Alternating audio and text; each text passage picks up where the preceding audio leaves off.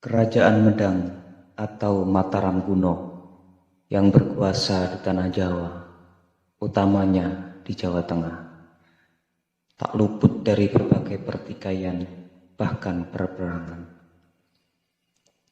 Konflik terjadi karena politik kekuasaan, juga karena perbedaan agama. Jangan lupa subscribe, like, dan share. Menurut Prasasti Canggal, pendiri Kerajaan Medang atau Mataram kuno adalah Wangsa Sanjaya. Pada tahun 732, di bawah kepemimpinan Rakai Mataram, Sang Ratu Sanjaya, ia berkuasa sampai tahun 760.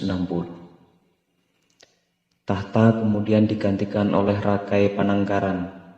Di masa kepemimpinan Rakai Panangkaran inilah konflik besar mulai terjadi, bahkan terjadi perpecahan.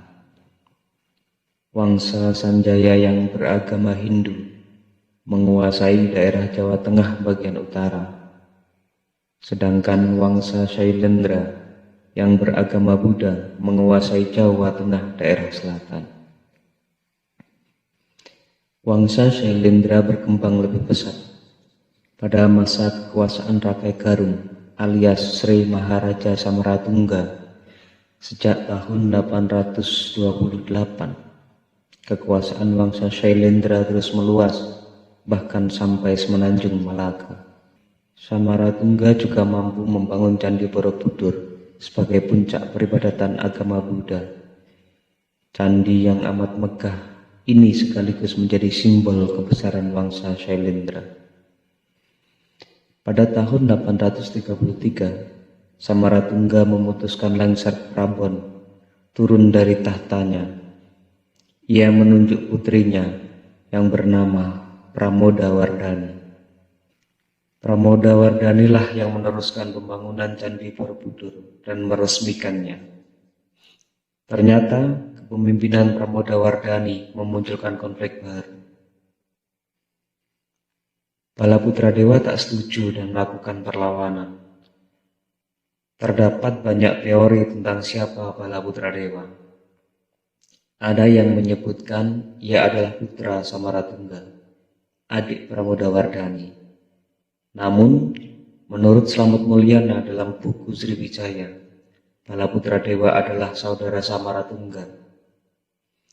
Terlepas dari itu, Balaputradewa merasa yang lebih berhak atas kekuasaan Kerajaan Medang atau Mataram kuno.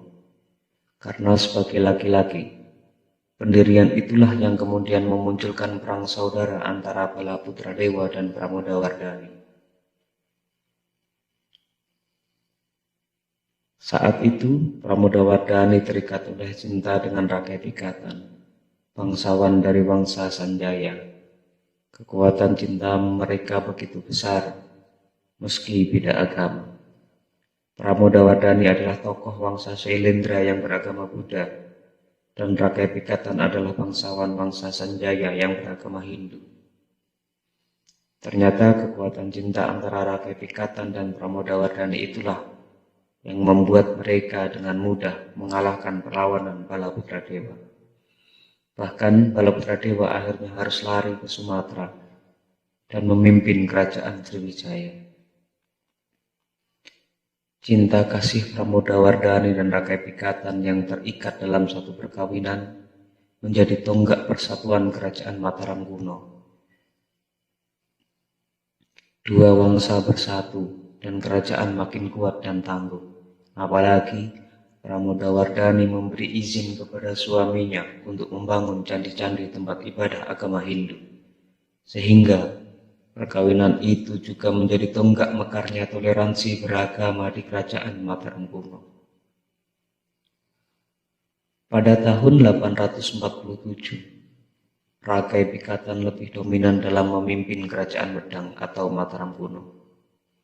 Ia memindah pusat kerajaan dari Kedu ke Keraton Mamratipuro di Poh Pitu. Ada yang meyakini Poh Pitu adalah daerah Dumpoh di Magelang. Namun banyak pula ahli sejarah yang meyakini Poh Pitu adalah daerah Poh yang letaknya sebelah timur Candi Prambanan yang sekarang.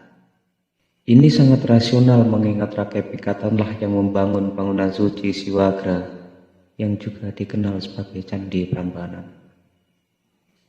Candi Prambanan sebagai candi Hindu yang juga sangat megah pamornya menyamai Candi Borobudur sebagai wujud rasa cinta dan hormat kepada istrinya.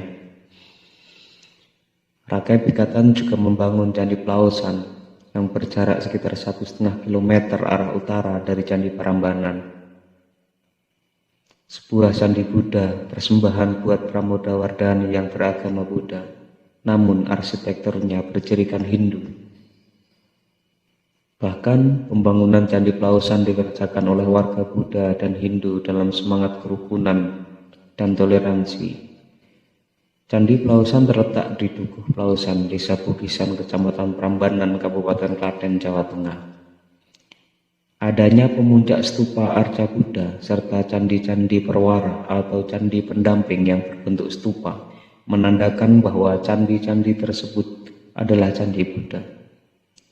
Candi Plausan sering disebut sebagai simbol cinta dua insan bangsawan beda bangsa dan beda agama, tapi tetap setia dan harmonis dalam keagungan cinta, tetap saling menghormati sesama agama. Maka candi ini juga disebut simbol toleransi agama pada era Mataram kuno. Kompleks Candi Plausan terdiri dari Candi Plausan Lor atau Utara dan Candi Plausan Kidul atau Selatan. Penyebutan ini didasarkan karena adanya jalan pemisah antara kedua candi tersebut. Dari penelitian tahun 1993 terungkap kompleks Candi Plausan dikelilingi pagar batu yang luasnya 460 meter kali 290 meter. Kerajaan Mataram kuno ini cukup bertahan lama, namun pada kekuasaan Rakai Bawa yang merupakan keturunan Rakai Pikatan mulai banyak pemberontakan. Rakai Bawa berkuasa sangat pendek dari tahun 924 sampai 929 atau hanya 5 tahun. Kepemimpinan Mataram kuno kemudian dipegang menantunya Empu Sindok.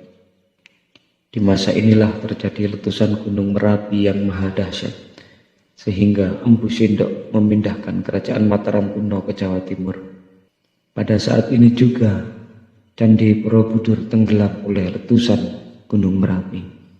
Empu Sindok kemudian mendeklarasikan dinasti baru, yaitu Wangsa Isyana di Jawa Timur.